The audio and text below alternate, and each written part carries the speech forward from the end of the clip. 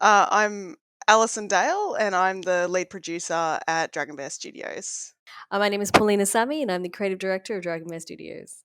We've spoken a little bit over the years, way back in the day when this game used to be called Chaos Tavern, during last PAX when everything was offline and we were just trying to make do with what we're at. We're in a weird, strange position right now.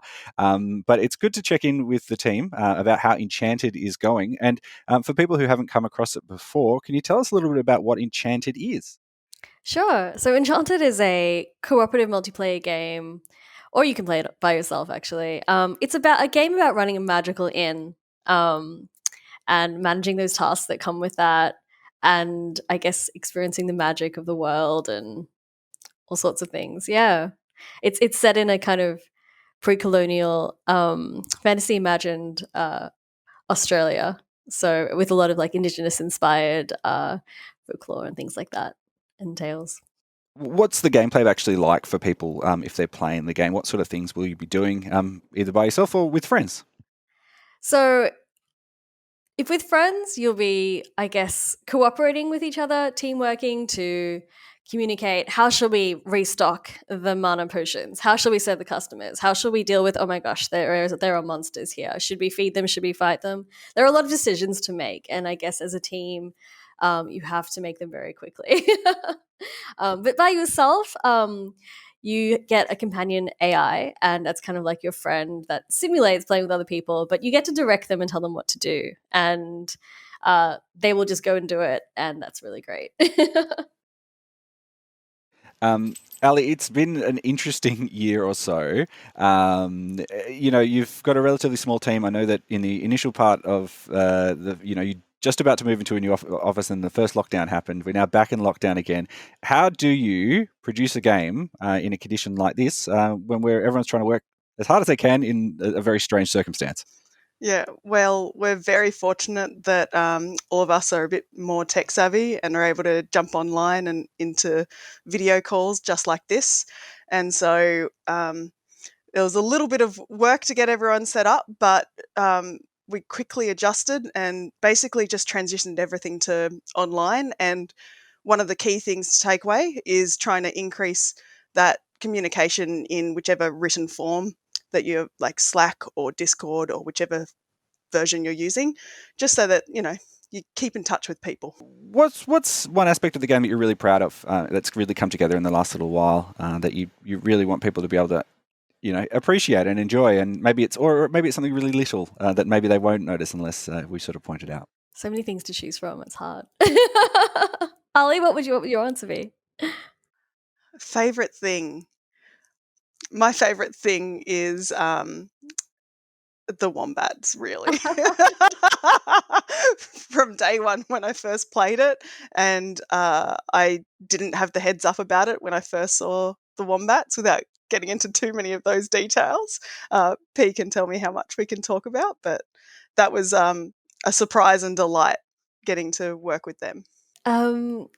I don't know. For me, I think it's the companion AI. I just love this notion that we're creating this friend that, without any emotional labor or explanation, will just go and do what you say, which I think isn't what happens in real life. So I'm really, I guess, excited about giving people an opportunity to have an emotional, labor-less person assist you in this difficult time. So if people are going to be playing it, we obviously can play it if everyone's in the same place, but that's not exactly the easiest thing to do in some circumstances. Will people be able to play it remotely with people around the world? They will. They'll be able to play online with each other remotely. And that'll be really exciting to connect people across the seas and across any distance, really. Any challenges in putting that together versus making a local multiplayer game? Like, how does that kind of... Good question. I'm taking probably yes. Ali, I'll let you take that one. It adds another spanner into the works when you go online. Let's just say that. But luckily we can mix our potions well, and it seems to be brewing a good concoction. I feel like there's a lot in there that's been left out. We just have to read between the lines about what's happening with that one there. But it's good. It's yeah, it's pretty stable now, which is great. It just, you need to allow that time to make sure that you squish any bugs crawling around the inn. I think that we've been supported by some really talented programmers. So Yeah. I think that that would not have been possible without the amazing people in our team. And it's because of they're so talented that this is even a thing, I think.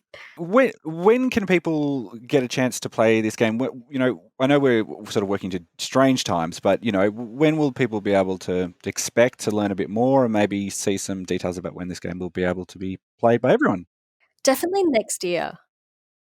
I can't say the announcement date yet, but we definitely you'll get to sink your hands into it next year.